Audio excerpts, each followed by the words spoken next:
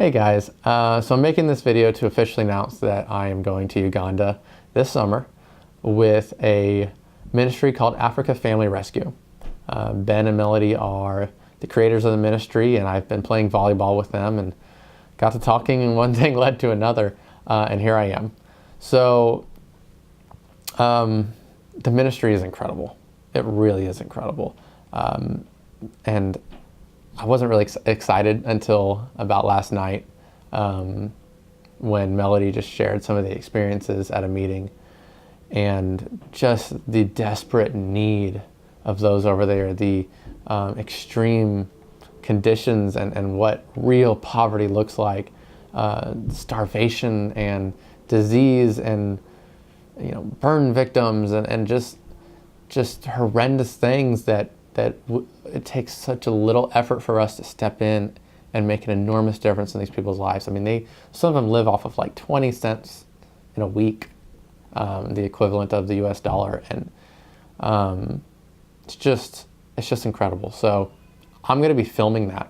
I'm going to be documenting that process of what they do and these lives that are being transformed through the ministry. And I'm excited. It's hard. It's halfway across the world. It's about, I think, like 10,000 miles, 30 to 40 hours in an airplane. I'm going to be away from my family for 2 weeks.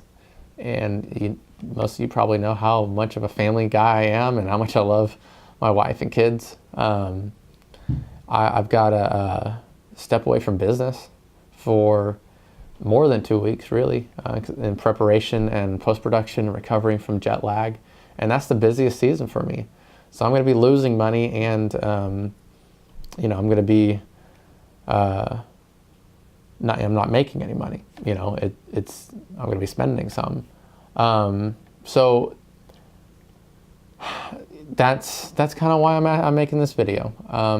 I've been really successful. I've gotten to shoot for some amazing clients, Paramount Pictures, ESPN, Discovery Channel, National Geographic, Fox, NBC, CBS, some really big people, but I just really feel like nothing is as big as this. I really do.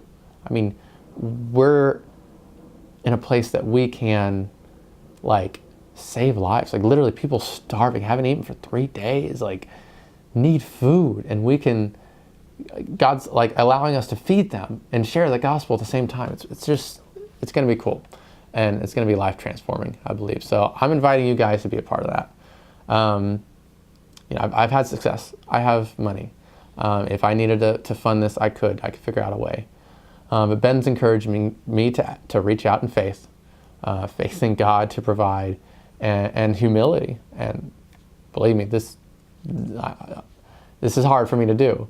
And ask for help. Invite you to be a part of the process to contribute and to just change lives over there. So you can donate on their website. It's a 501(c), so you can write off everything. We have T-shirts for sale for like $25, and the profits from that would go toward the trip as well. And if you can't give money, I'm not expecting you to. You can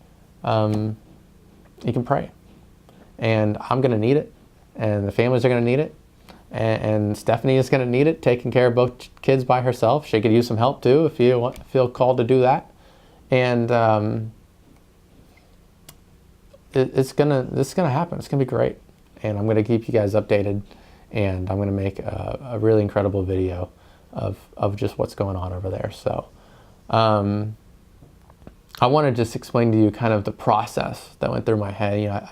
I listed all those things, all the negatives, but I really fought God on this for a while. I didn't want to go. I've never wanted to go. I've always thought,